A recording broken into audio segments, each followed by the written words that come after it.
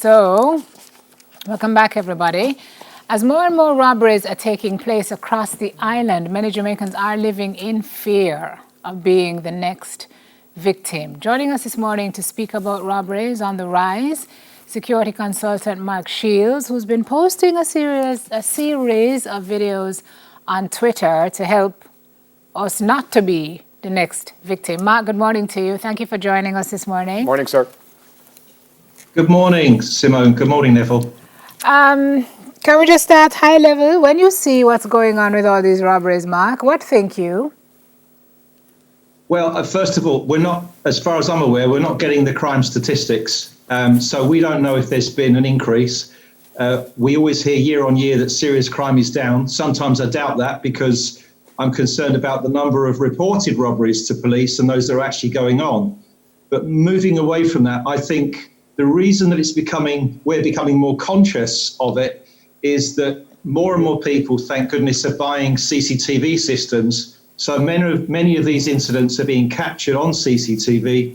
And then, of course, people like me and others are able to circulate them on social media in order that we can try to help police to catch the perpetrators. So I think that's partly it. Rather than an alarming increase, I think robberies are going on all the time, but I think it really is technology that's helping us to actually capture more images of these things going on.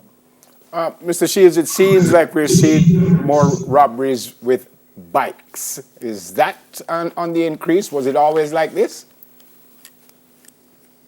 Unfortunately, Neville, robberies involving motorcycles, mopeds is an international problem across the world.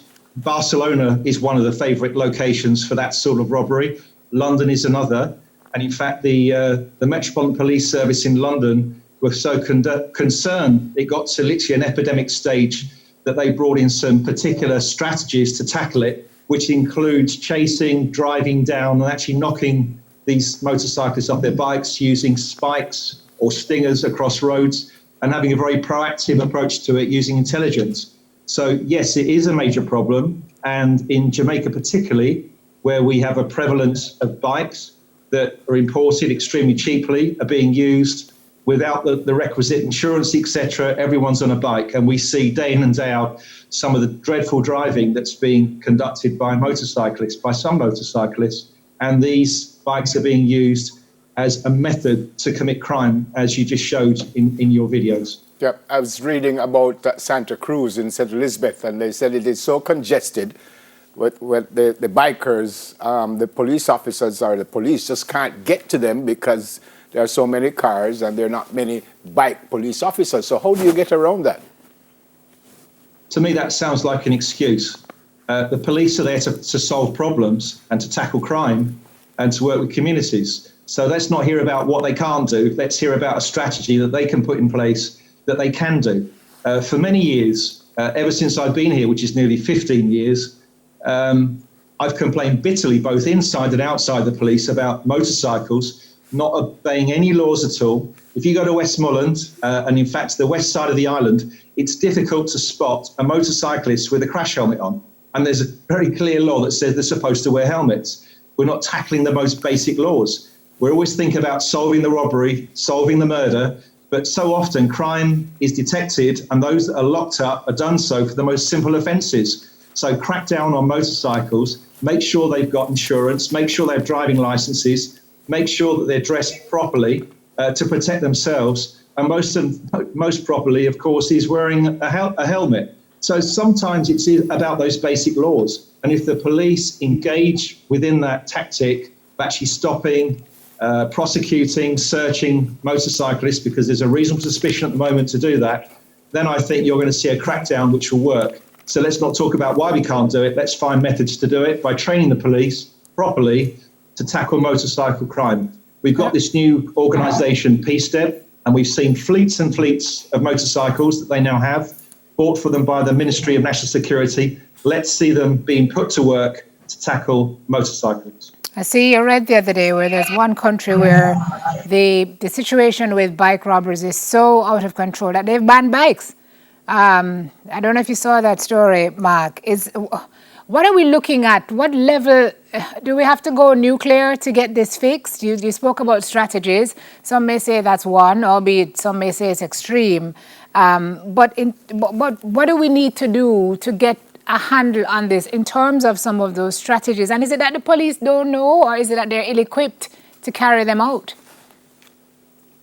I don't know. In terms of the police, it's very difficult to fathom when there is a crime or at least a traffic offence being committed in front of you and you do nothing about it. Now, I'm not making this up. Anyone out there that's listening to this programme that is a driver has been at traffic lights, seen a police officer, and then seen a motorcyclist turn up without any crash helmet at all. And it isn't that they try to stop the bikes and they drive off. They just don't worry about that particular lot. It's ignored. They'll come after me for not wearing a seatbelt or for using a cell phone. Then why not go after the motorcyclist for not wearing a crash helmet? I don't really understand that. In terms of going nuclear, Simone, I think the problem has got to that stage now where we need to have a really concerted policing plan, working with the community in order that we can tackle this particular problem. There are many ways to do it. I mentioned P-STEP.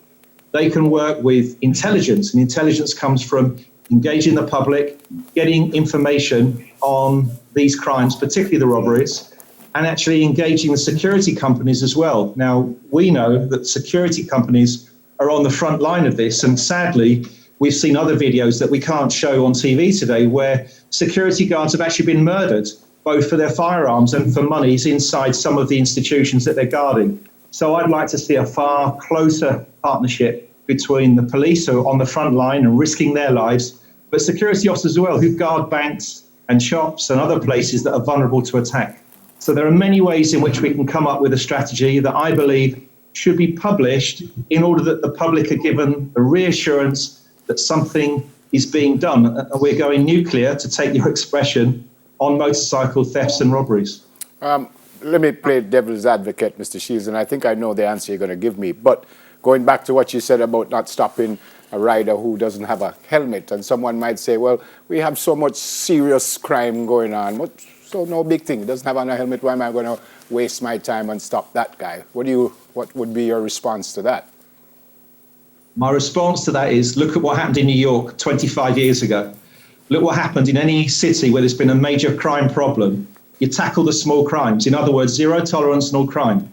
You stop people for committing offences, whether it's throwing garbage out the window, breaking the speed limit, not wearing a crash helmet. You tackle the small crimes because it gives you an opportunity to stop and identify the person who is either on that bike or in any other scenario.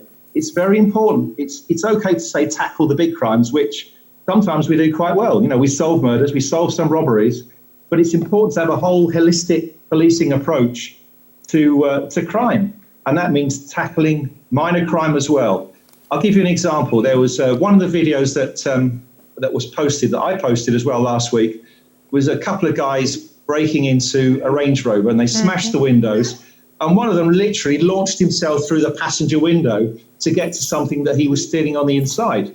Well, that guy was covered in glass fragments, so there's loads of crime scene evidence there. So we take good samples from the crime scene. And on top of that, his DNA and the other guy's DNA is probably all over that vehicle. So through some really effective crime scene management for minor crime, it enables us that when we catch this particular person later on, we can catch them for minor crime as well as maybe committing major crime as well. So everything's important. Everything has to be joined up. Minor crime, traffic offences and serious crime. There's a link to everything. Yeah. Finally from me, Mark, we talk about the broader strategy. You mentioned public-private sector partnerships, but as we as individuals go on the streets and see these bike men, I was saying could have been you, Nev, last week, or Delia, from I hear a bike behind me is a problem. And in my mind, my vehicle immediately becomes a weapon. What do we need to know as lay people going about our everyday business in terms of our own security? What do you have to leave with us as to how we can keep ourselves safe in the face of these circumstances?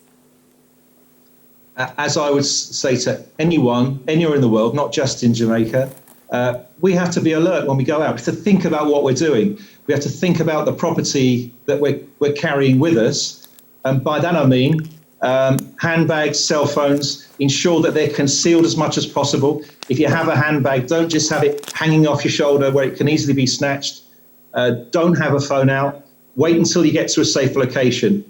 People going to the banks, I mentioned this last week as well. I do not understand why people go to banks and withdraw large sums of cash.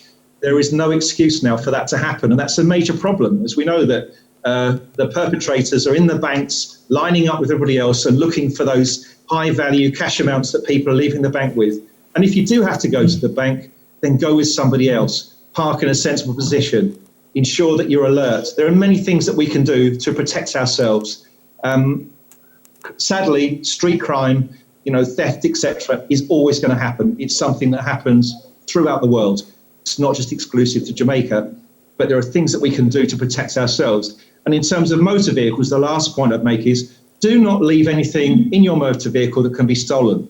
If you value your property and you cannot afford to lose it, then take it with you. Never, ever leave a bag or a laptop or anything else in the sight of the vehicle and leave it for even 5 minutes, because quite often, just a few minutes, window is smashed, property is taken, and it's a horrible feeling to have that glass everywhere and to lose your laptop and all your livelihoods that may go with it. Thank you, sir. Go Gunners. Oh, gosh. Yes, 100%. Wow. Wow. Thanks so much, Jeanette. Thanks a lot. Stay my safe, sir.